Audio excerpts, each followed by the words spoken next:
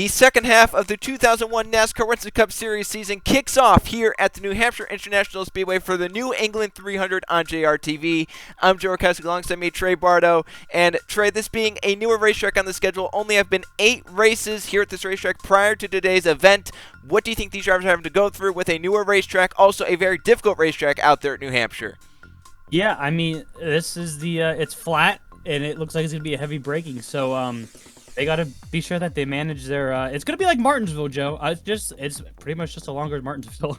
Yes, it is. Basically, just double the length of Martinsville. You get New Hampshire. That's basically what this track is. And maybe there were some liberties taken from Martinsville to be used here at New Hampshire. But definitely, as you mentioned, a very chaotic track just like that. We'll see it throughout the race with these guys being close together and the speeds being very close together, Trey. In practice, from first down to 45th, they were within a quarter of a second of each other. Just shows how close these speeds are here at New Hampshire, how close these guys are in terms of speed. But a team that, once again, consistently is bringing the fastest speed of them all. Roush Racing, all 4 of their cars, Trey, starting inside the top 15. Stout on pole, Richardson 8th, and then DeLello back in 14th, and Burnett in 15th. Well, they started the first half by absolutely dominating. I mean, it wouldn't be a shock to see them start the second half the same exact way, now would it? No, it would not, but some teams that are making gains, Hendrick Motorsports, Brett Cira up there second in points now, only 22 back of Chris Jericho. Brett starts in third here today. Jericho starts back in 11th. So, Trey, kind of like what we saw last season with you and Keegan. Keegan got a nice points gap, but lost it throughout some points, and then you were closing in, Zidell was closing in. Do you see some similarities in that with Cira running down Jericho for that points lead? I mean, it's almost like an exact reenactment, isn't it? I mean, if it turns out as Eniza did last season, I think we're in for a treat. Yes, we are. That is for sure. And also, right to the outside of Brett's here, they shared a truck for driver intros. Conrad Evans in the 31, definitely maybe one of his better qualifying results of the season as he's starting in 4th place. His teammates did not qualify all that well. Kukulan's back in 21st, Atkins back in 22nd. And Trey, for a driver who has been down on himself and his team this season, it's great to see Conrad Evans starting up inside the top 5 here today at New Hampshire. Yeah, I mean, anything for this 31 team or, RCR as a whole, any small win they can take. So, with this being qualifying 4th, I mean, that could start any type of momentum that they definitely need here. So we'll have to see if it can carry out throughout the rest of the second half, or, maybe it's just a one-hit wonder. But I guess we'll have to see what happens with that. And speaking of teams that really want just some sort of momentum to go their way, DEI, obviously the last race at Road America, Lathan Strickland started on pole, led the first few laps, but hit the wall leaving pit road and relegated him to a poor finish. Now, Eli Brett will start inside the top 5 and 5th. Lathan is back up in 9th place. Hernandez was fastest in practice, but starts back at 20th. Trey, could DEI finally break through and possibly get their first ever win in the Winston Cup Series here at New Hampshire? I think it could happen. I mean, Joe, how close have they gotten so many times now to a win, like you just said? But sooner or later, it's going to happen this year. It's just a matter of when and if the cards fall in their favor. Yeah, it's been agonizing for them so far this season, but they are close. They are there. They're showing that they have pace week in and week out, and as you mentioned, at some point it has to follow their ways. It's a beautiful day for racing here, Trey. We've obviously see what the pack stands. It is a gorgeous day for racing in New Hampshire. Clear sunny skies, 85 degrees. It's a very hot June day here in Loudon, New Hampshire. 4 miles an hour wind in the northeast direction, and no chance of rain today. We are perfectly fine to go racing here in New Hampshire. The track is 1.058 miles long. Kind of a weird measurement there, but that's just how long it is. 12 degrees of banking in the corners. Ask the drivers, they don't think it's that much, but there is 12 degrees of banking in the corners. And no banking on the straightaways, so very flat racetrack all throughout. The track opened in 1990. First race held here in 1993. And the past 5 winners, Isaac Nichols in 1996, Marcus Sanchi in 1997, Adam Lewis in 1998, Jeff Bright in 1999, and last season, Brett Cira, who starts third in this race, won it in 2000. It will be a 60-lap race with the field window 33 to 36 laps. So we'll see how that plays out throughout the race and what strategy plays out the right way. We saw last season the undercut seemed to work better because it took a little bit longer for the tires to wear in. Granted, it was a little bit colder last season, cloudy skies, so possibly that could play into it with it being sunny and very warm here this season in New Hampshire. We're about ready to get going for the New England 300. Let's go down track to fire these cars up for 60 laps here for race number 17 of the 2001 Winston Cup Series season. Drivers, start your engines.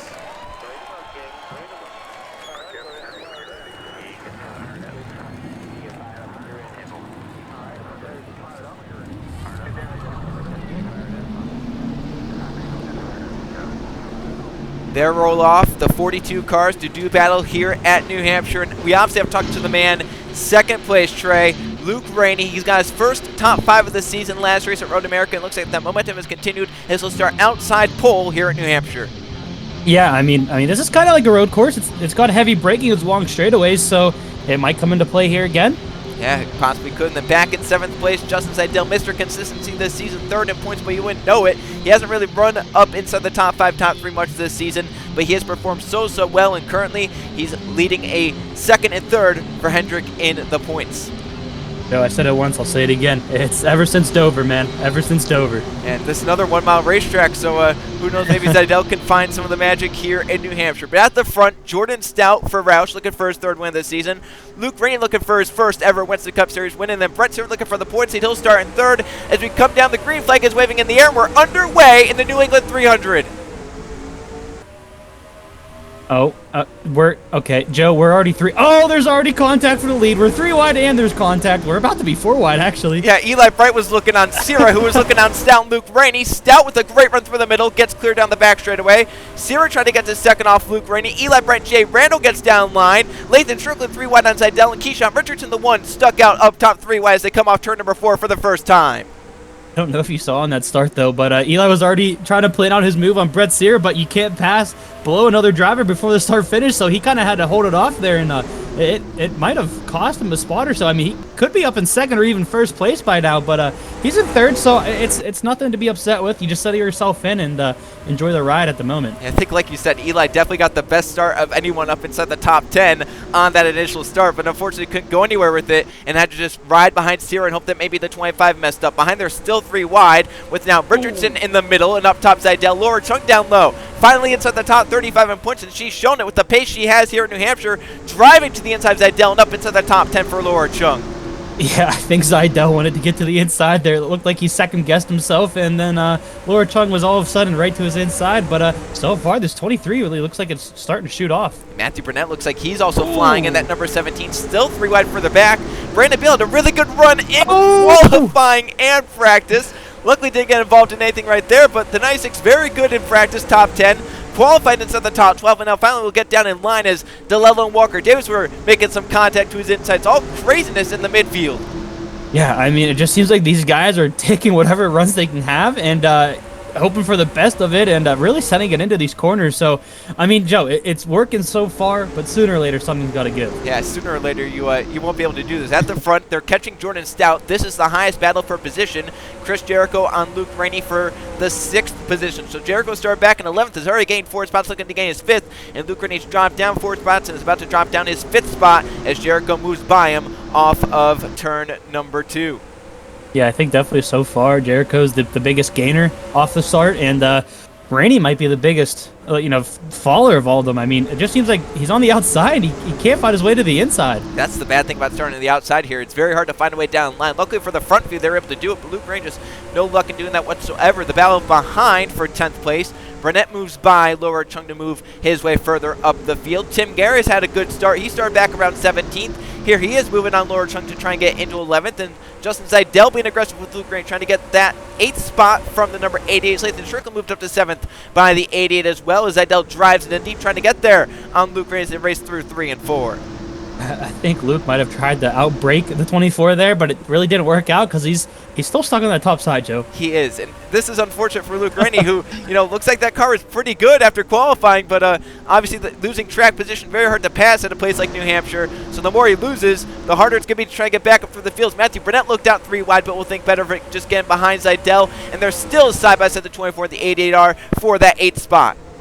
I think by the time Luke gets to the inside, he's going to be outside the top 10, and he'd even be well outside the top 10 if these couple of cars behind this little group here catch, Chung, Tim, and the 28. I see the 99 and Bill all back there. Luke actually might get to the inside now. And Matthew Burnett. No, yeah. Do you think there was a bump there from Burnett to Seidel?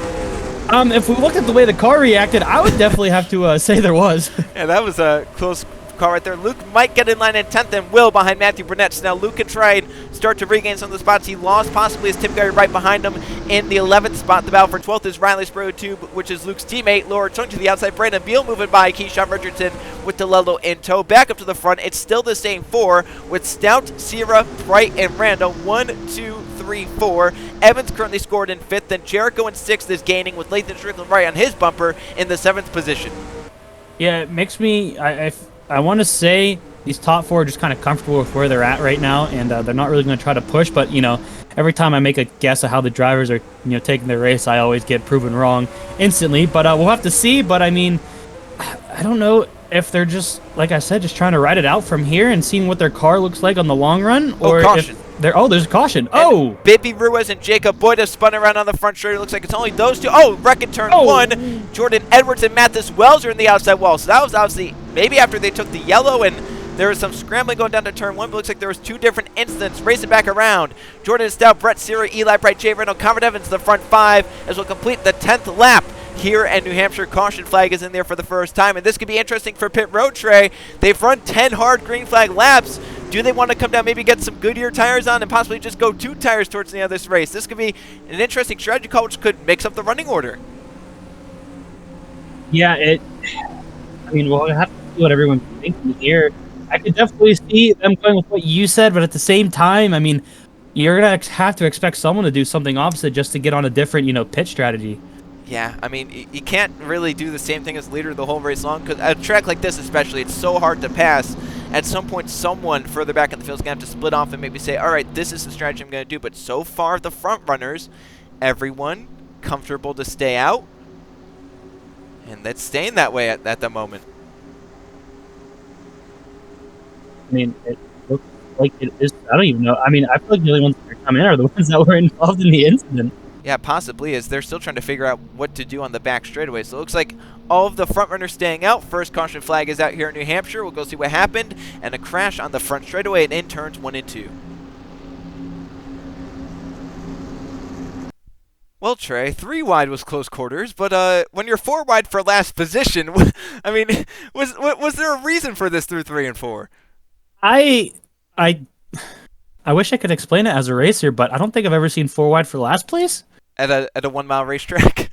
Yeah, and for it to be only 2 guys that ended up spinning around, I guess we'll call that a win. Yeah. But for last place, really? I don't know what to say about that. Yeah, the only ones to spin, Ruiz and Boyd. Mills did get damaged in the 7, but drove away. But yeah, as you mentioned, only 2 cars spinning around. Everyone's going to be able to continue on with minimal damage. That's kind of a win for those drivers in the back. We'll go take a look at what happened at full speed, and then we'll see what happened in turn 1 with Jordan Edwards and Mathis Wells. So here, just once again, Trey, I think Bippy Ruiz just, I don't think Boyd expected him to go that high and didn't realize he was going to get the run to the inside of him. That's really what caused that. Yeah, I wonder if, maybe Ruiz missed the corner and those guys were already 3 wide and didn't expect it, and it was just bad timing, but I'm not sure. And then we had some more incidences up here. Yeah, we'll go see what happened between the 9 and the 20 as they spun around in turn 1. So, Trey, these guys had taken the yellow into 1. Mathis Wells and Edwards at the same time. Do you think there could have been something on the racetrack to cause that? There had to have been. They literally had no contact with anyone, and they just spun. Yeah. I don't know how else you explain that. That was strange for sure. And luckily no one else involved besides those 2, because it could have been a lot more with how many cars were back there, but fortunately no one else involved. Jordan Stout has led every lap so far from pole position here in New Hampshire. And as a restart with some heavy hitters behind, we'll see if Stout can hold on to the lead here in the New England 300 at New Hampshire.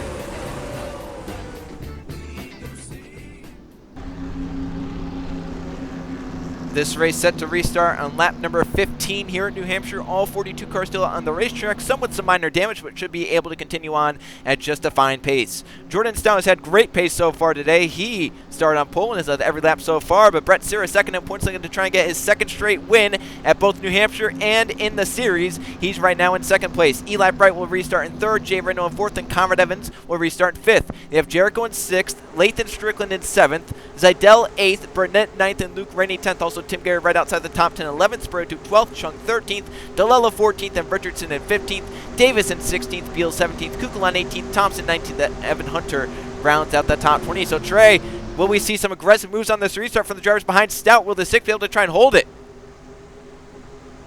I'll take my guess when we enter turn 1. All right, well, we'll see. 25 and 8 looks like they're trying to step out as we take the green flag. Good restart for those two. A little bit better for Jay Randall in 4th place in the 22. Yeah, that would have been because I think Cira and Eli checked up when they couldn't make the move on the restart. I think it was. Jay Randall really good there. Chris Jericho in 6th, not the best restart. Strickland looks to his inside, but Jericho got a great run off the top to try and get clear. Now Zidell stuck on the outside of the 24 with Burnett and Luke Brady looking to his inside. And Eli still getting thwarted out by here comes Evans, and Randall got by him. Now Evans for 4th place.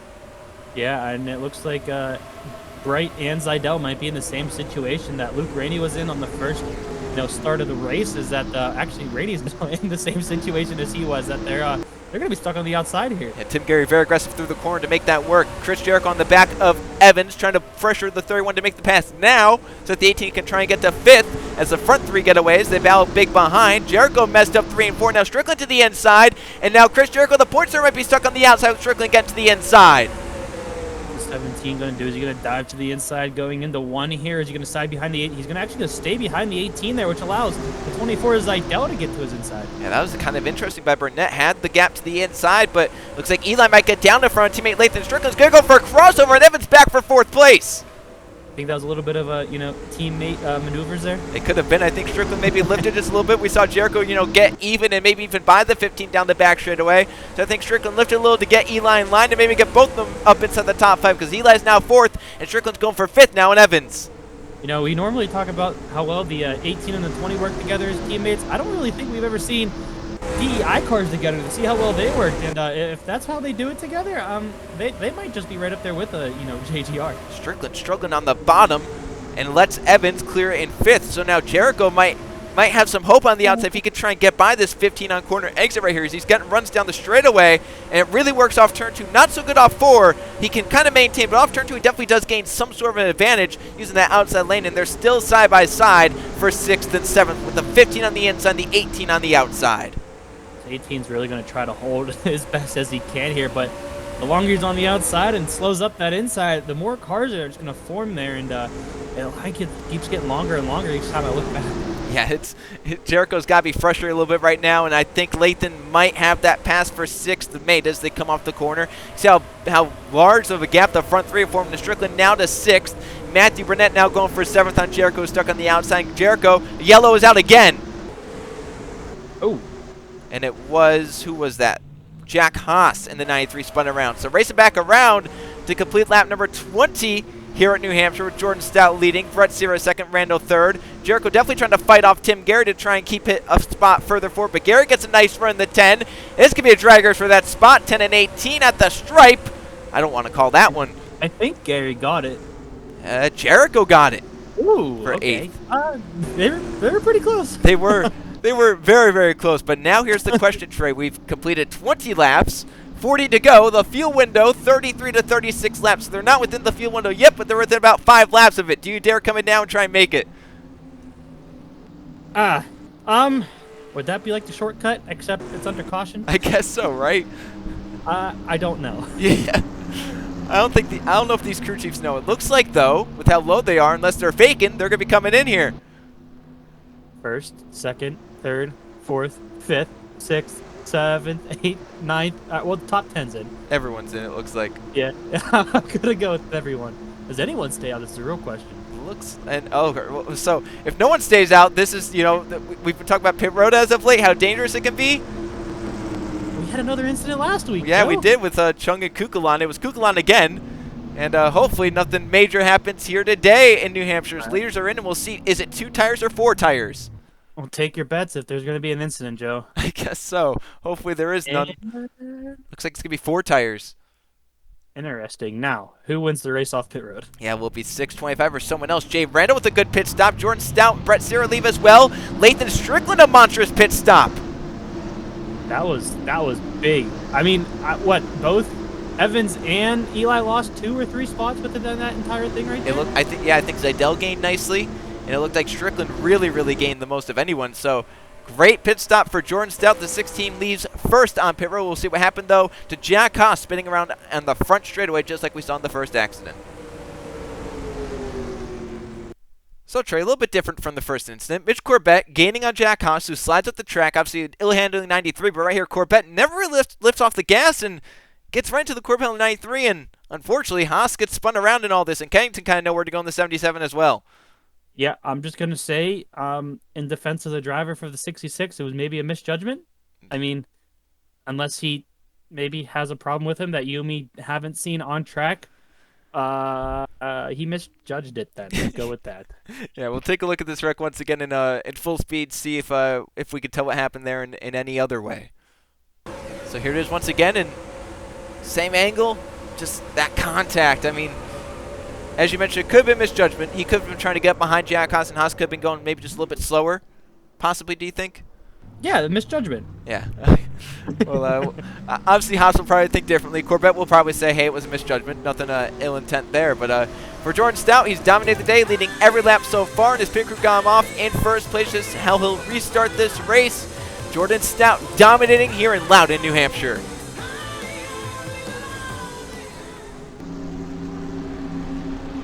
Coming back green here in New Hampshire just before the midpoint, and the fuel strategy could be all over the place because we'll restart this race with 36 laps to go, which is the outer edge of the fuel window. So hopefully the sheriff's been saving massively under this yellow, because if there's no more, it's going to be so tight on the fuel mileage. Jordan Stout, the 6 car, leads as he has every lap from pole position. Brett Cira still in second, Rando now third, Strickland up to fourth, a great pit stop for him, and rounding out the top 5, Matthew Burnett has also moved up nicely. Tim Gary up to sixth, Conrad Evans down 7th, Eli Bryce now 8th, Chris Jericho down to 9th, and Justin Zidell completes the top 10. DeLello is now 11th, Keegan Thompson's climbed up to 12th, Walker Davis 13th, Spurgeon to 14th, and Colin Teague up to 15th. You have Evan Hunter 16th, Laura Chung 17th, 18th for Lawrence. Mathis Wells moved up after being involved in the first yellow. He's 19th, and Smet Oskin rounds at the top 20 for the Petty Enterprises team. Back green at New Hampshire. Good restart for Brett Cira in second. He's going to be looking inside Stout into turn 1. I think he learned from the last restart and how to do it a little bit better. I think he did. To the inside he goes, and looking for his second straight win. New Hampshire's second straight win of the season. Strickland moved high from 4th place by Matthew Burnett, but Stout a great run down the back straight and is back clearing the lead. That 6 car is so strong. I mean, he hasn't really had any competition since the drop of the green flag, but even seems like when he's stuck on the outside, he can still power out of it. Lathan Strickland under attack from Stout's teammate Matthew Burnett, who moves up to 4th place by the number 15. Tim Gary under fire from Eli Bright, as Eli just got by Conrad Evans. Now getting by the 10 as well, bringing Chris Jericho up with him, as Jericho trying to gain some spots back after losing him on pit road. Cira's up there in 2nd place and still getting a good amount of points on Chris Jericho. Remember, those two battling for the championship, just 22 points apart entering this race. Yeah, we'll have to see. I know Jericho definitely does not like to see 2 guys too wide in front of him here, but actually he might push Eli Bright out in front of Tim Gary now. I think he is. Eli clear in the 6th position, so move him up 1 spot behind his teammate Lathan Strickland, who's still trying to fight on the outside. Matthew Burnett, but is going to have to yield in right there. Maybe Eli will let him down to the bottom, but Eli might be forced to, because Chris Jericho got a run right there, but the 18 couldn't take it to the inside. So Strickland in line in 5th, Eli now 6th, Jericho 7th, Gary now down 8th. The battle for 9th is on. Conrad Evans, Zach DeLello, Keegan Thompson, all in this big mess off turn number 4. Yeah, I don't know if I like this situation right here, Joe. Last time we seen the cars all together, there was an incident. So if the trends continue, might be happening again. DI guys going at it. Eli Bright on Lathan Strickland for that 5th position. Eli will take it away and maybe bring Chris Jericho to the inside with him. Lathan still fighting for all it's worth on the outside lane, trying to not give in to his teammates. These two battle for the 5th position. DI cars running well with the 8 and the 15, both 5th and 6th. Anthony Nunez not running so well. Strickland gets wide, might lose the spot to Chris Jericho as well. Surprised to get that over the wall. That was pretty close. He got pretty high through 3 and 4. Luckily, as you mentioned, he kept it out of the wall. For the lead, Brett Cira right there on Stout, trying to look low off turn 2, but so hard to get the power down on corner exit with how flat these corners are. There's just no grip at all in these tires with how flat these corners are, and it's showing as Cira is trying for anything to get by this 6 of Jordan Stout. You might want to try backing up this corner here and hoping for a better run off. I mean, that's the way I would do it whenever these tires start to get, more and more slick as the race goes on here, but I don't know what he has to do. I mean, the 6 just seems like it's unbeatable. Yeah, Stout will come around this next time by. If he leads at the start-finish line, he will have time for the most laps left. But here comes Cira to the inside. Could this be a challenge for the lead and maybe finally get by this 6 car? Door-to-door through turns 3 and 4. Cira on the inside. Great run through the middle of the corner. The 25 is now out in front of the 6. I think I know what did it. I think he might have pushed the 6 a little bit wide whenever he got underneath him there. He might have come up into his racing line there and had the force, Stout to let off the throttle a little bit, and that allowed Brett Cira to get right around. Now the real question is can Brett hold off Stout? Yeah, can Brett pull away, or will the 6 stay right with him? And Trey, what is it with Hendrick Motorsports and New Hampshire? In the first 8 races, they've won 5 of them. Brett Cira won the last time. He's looking to go 6 for 9 for Hendrick at this racetrack. I wish I knew. I mean, maybe they like tracks like this, the length. I mean, again, think about it. 24 had a real good job at Dover, so maybe they just like this type of track length.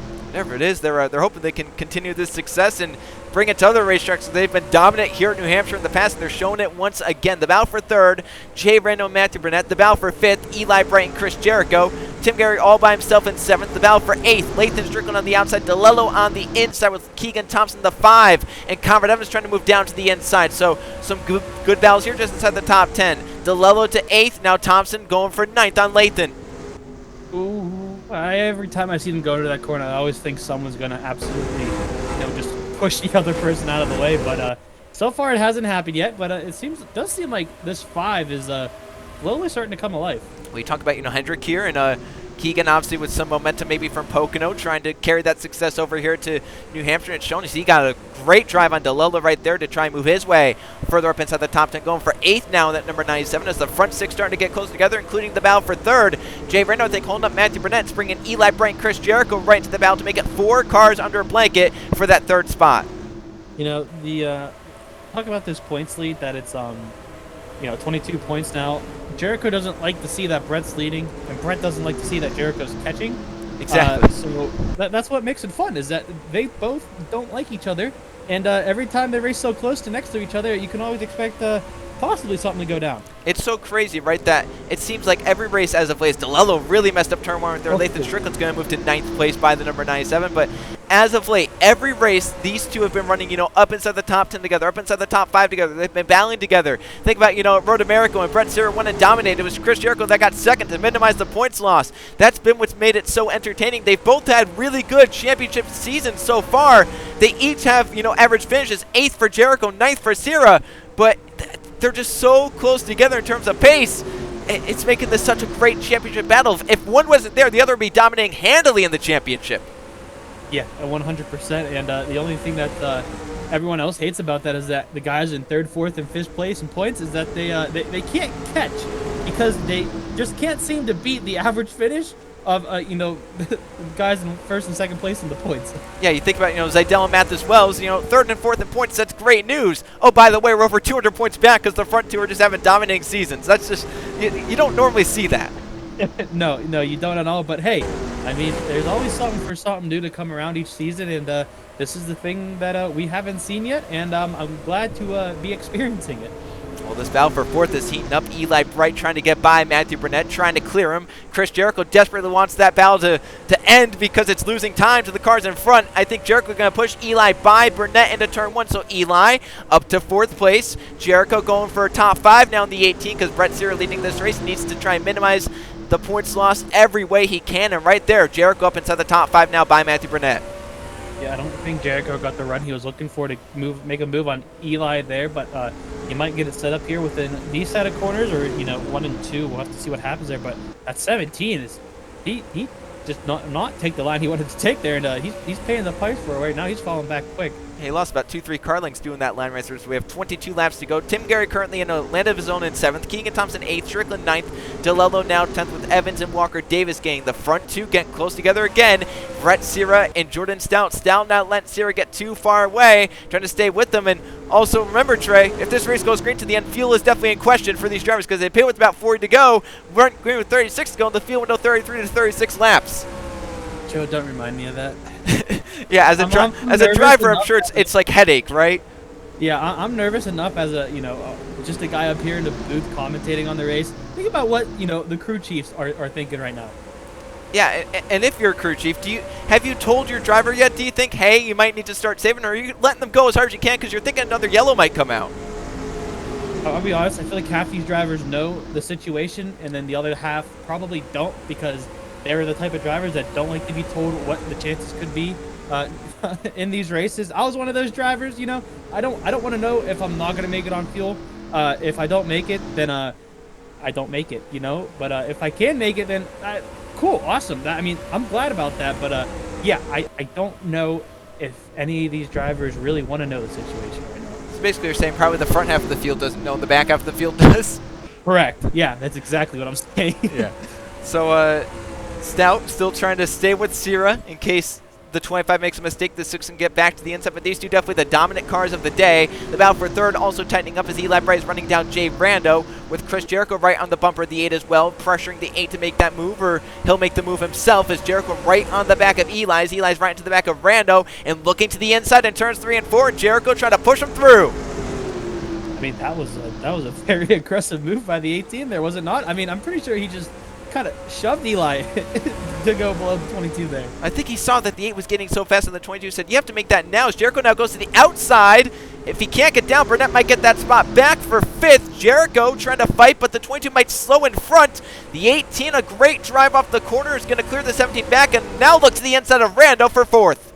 Yeah, that could have been a very big mistake there for the 18. I don't know if maybe he just kind of misjudged the amount of time he had to get into the corner and get set up for it, or if he did that on purpose. It actually looks like he might be trying to make a move on Eli here going into 1. He thought better of it. Yes, he did. So Eli up to 3rd, Jericho now 4th, Jay Brando back to 5th with Matthew Burnett in tow. Right behind in that number 17, that's 5th and 6th. That's the front 2 gap a little bit. Trey with 17 to go. We're getting down to the point at the end. Let's do our McDonald's lunch chat right now as Brandon Beal's kind of fallen through the field, unfortunately, 96, but still out there trucking along in front of a lot of guys. There's 96 of Brandon Beal, currently scored in what is currently the 33rd position. It's not the best day for Brendan Beal after, qualifying and whatnot, but could be a lot worse for sure in that number 96. As, last week we asked, where's Eli Bright going to be racing next season? What team? Will it be, DEI, Hendrick, or Roush? And looks like, Trey, they agreed with you. 62% said he'll race for Dale Earnhardt Incorporated next season. 6% said Roush, but unfortunately those 6 are wrong because throughout the week, Roush said contract talks fell through. We're looking to get DeLello back. Well, that's the thing. You never know what's going to happen during the weeks in between races, and you could be caught by surprise, and other things don't surprise you. So, I mean, that move, to me, that doesn't really surprise me at all. Because, I mean, why would you take apart a team at Roush that has been so dominant this season? Exactly. So now it's just down to DEI and Hendrick for Eli. But this week, we talked about earlier in the season, tracks that have one race that need a second one. Those are mostly big tracks. Now it's focused that we're in New Hampshire, smaller tracks. So of these 4 smaller racetracks that have one race on the schedule, which one deserves a second? We have Dover, Phoenix, New Hampshire, and also Bristol. Ooh, I'm going to go Bristol or Phoenix. I like either of those tracks. I mean, Phoenix is his own special little track itself with, the unique shape it is and all that fun stuff. It's a flatter racetrack as well. So, you got good amount of passing there, but I mean, Bristol's Bristol. Bristol's legendary, Joe. Yeah, Bristol can get entertaining at times and close quarter racing. If I were to pick, I would definitely say Phoenix, but I think Dover would be my first vote, if not for the fact that we can't fit all 42 cars still. If that is the deal breaker. I mean, if we could fit all 42 cars, why not go back to Dover, right? Yeah. It's a great track. I mean, we saw it. We enjoyed the race there when it was when we were there, but we couldn't fit all the cars, which is really a Debbie Downer. But if they can figure it out how to fit all the cars there, I mean, I'm all in for Dover. Well, as we were doing that, Chris Jericho got by Eli Bright for 3rd and has closed in about 2/10 to the race leader. So the 18 coming alive in the second run, pulling away, gapping. You can see physically from the cars back behind. Does he have enough time and does he have the fuel to make it last to the checkered flag is the big question. Does anyone have the fuel to make it last to the checkered flag? Coming down, Joe, to about 10, 11 laps to go. And you think those crew chiefs are starting to break a little bit of a sweat? I think they are, especially if they haven't told their driver, right? Because, with how we saw, the the first part of this race go with, the first 20 laps. We got a yellow lap 10, yellow lap 20. So these crew chiefs probably thought, oh, we'll get one at lap 30 or lap 40 and we'll be fine. But we haven't got one. The field's strung out. Looks like we aren't getting one in this race. So now if you're a crew chief and you haven't told your driver that, hey, we might be, a few miles short on fuel, you might have to save just a little bit, you can be sweating a little bit right here. Yeah, I'm just going to sit back and watch. But, I mean, it kind of looks like slowly Cira is kind of starting to pull away from the 6 here. But at the same time, like you said, Jericho is slowly starting to come back into this thing. Was that smoke on the... That was, but no yellow flag. I don't know. It doesn't even look like anyone's... Damn. Yeah. Pace. Yeah. You can see the tracks they took. They were on the access road all the way down the backstretch. So either someone made a really nice save and was able to stay with the pack, or... Someone did a spin instead with the pack. Yeah, I guess we'll have to look at that after the race with the replays. But until then, I don't know if Jericho can catch in time. Yeah, I mean, he's cutting off about half a tenth each lap, which obviously is not enough to get up there to the 25 and the 6. The only thing he can really hope is that these front two do not have the fuel to make it, and that he somehow does in that number 18, which, I mean, this is going to be a chess match all throughout. 8 laps to go. Is Stout just staying there saving fuel, or is he pushing as hard as he can? That's the big thing. Is the 6 pushing right now? Is the 25 pushing? Is the 6 laying off and allowing the 25 to also lay off? That's the things that these drivers have to think about while racing around this track at feet apart. So when we came into the pits, how many laps short were we of the fuel window again? 4 or 5, you said? So yeah, they came in 40 laps to go is when they put the fuel in. They did a few caution laps, and they restarted with 36 to go, which is the outer edge of the fuel window. The fuel window 33, there's 36 laps. So we'll be running on fuels. Yeah, whoever, if anyone can stay out and go the rest of this race, they will be running on fumes. But once we get to 5 laps to go, that's the point when drivers might start saying, I'm out, because also you have to factor in who got it full and who didn't. Remember the slower pit stops from the 18 to the 8? Did that help them get it more full? Because of how slow it was, are the 6 and 25 maybe in a worse spot because of that? It could be. That could definitely be the thing. I mean, Joe, we might even have. Don't count this out. Yeah, we might have a surprise winner from some dude outside the top 10. Yeah, I mean, you never know with those guys in the pack. They're definitely off the throttle more, and at that same time, they're saving fuel by doing that. So. I don't know who's the one who has the right recipe here. Exactly that point. Someone further back in the pack, they're saving more fuel because they're letting off the gas a lot more because, obviously they're back in the pack. Val for 5th. Matthew Burnett getting by Jay Rando. Jericho is now a second back with 5 laps to go, so he is gaining a lot. He is probably going to be right there towards the checkered flag, but it's so hard to pass here. He's not going to get past unless the front two have to pit, I have to think. Yeah, it's easy to pass when there's already a dude on the outside falling down, but whenever you have 2 strong cars like the 25 and the 6 in single file, that's a whole nother beast by itself. All right, 4 laps to go. So right here, this is about the time now when drivers could start running short on fuel, right? They were about 4 laps short if they didn't save any fuel under the L, which you have to think they did. Jericho again cut off nearly 2 tenths to the race lead, as maybe these front two have started to pedal a little bit, trying to make it to the end on fuel. We'll see if anyone can make it in the front pack, and if they can't, who can? 3 laps to go at the line for Brett Cira, Jordan Stout, and Chris Jericho, the front 3. Yo, this is starting to get good. I'm starting to question who actually has this. Yeah, I don't know. So far, no one at the front coming in, so at the moment, everyone having the fuel to make it around to 3 to go. The question is, can they make it to 2 to go? And then the white flag. See Jericho, how close he is now. I mean, he's right there, but it's going to be so hard to pass once he gets up there, coming around to 2 to go here with Cira in control of the race. It makes you wonder if Jericho could have gotten out sooner. If he might already be up here with these guys, but I mean, he's right there, Joe. But we're coming a lap. 2 laps to go by this point. I don't know if he can get around that 6 in time. Yeah, I don't think so unless something goes wrong with the 6. Through 1 and 2. 2 laps to go. Brett Cira leads by about 3 tenths over Jordan Stout. Down the back straightaway. Will anyone sputter coming to the white flag, or will they have the fuel necessary to make it to the checkered flag? Here they are into 3 and 4. It looks like at the moment these front runners are daring to stay out and make it the distance. As Brett Cira comes around to catch the white. Joe, does he have enough to make it through to this last lap? At 1 mile more for Brett Cira, and he'll be a winner for the second straight race in New Hampshire and second straight race of the season. It'd be his third win of the season. Down the back straightaway for the final time. Jordan Stout trying to hang on to second as Chris Jericho has absolutely flown up onto these guys. Into 3 and 4 for the final time. Brett Cira coasting through 3 and 4, and he's back in the gas. He's under power. Checkered flag is up. The championship will still go on with Brett Cira leading the most laps and winning the New England 300 at New Hampshire. He answered our question, Joe. He had enough. Everyone had enough. I don't even know if a single person came down pit road. Yeah, it looks like everyone was able to stay out there. This is why we're in the commentary booth and not on the top of the pit boxes.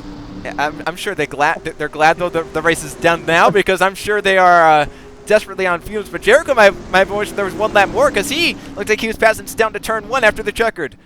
Yeah, he might have saved enough fuel to where he was able to push it and not have to worry about it. I mean, he was absolutely cutting into the lead that the front two had. I mean, what you said, about 2/10 a lap, that's quite a bit, but not sure what they did, but it just was too little too late by the time they figured it out.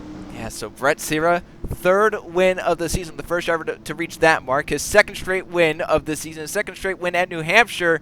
And if I'm not mistaken, the points lead is down to just 2 points as we enter into race number 18, as Brett Cira is the winner, leading the most laps here today at New Hampshire. Second place to Jordan Stout, a valiant effort, leading most of the front end of the race, but fell behind Cira and couldn't get back by him. Chris Jericho finished within 4/10 of the race leader, third place. What a great recovery from 11th starting spot.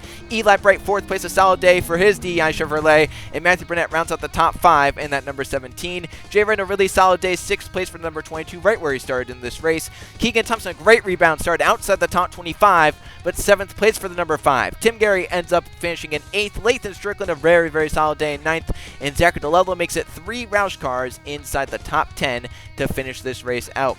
Walker Davis ends up in 11th. Really, really good day for that number 19. Riley Spurtube ends up in 12th. Conrad Evans fell towards the end of this race. Couldn't recover. 13th for him. 14th for Colin Teague. A very solid day there for Team Sabco. And finishing in 15th, Mitch Collins also didn't have a great qualifying spot, so really good to see him finish well. Zydell, Lawrence, Hunter, Atkins, and Roger Ray complete the top 20. Laura Chung fell to 21st. Matt as well as good rebound. 22nd after getting some damage. Fitzwater started this race back in 42nd. He gets 25th. Hernandez sees his 2 teammates get top 10s. He ends up at 26th. Not the day he was looking for.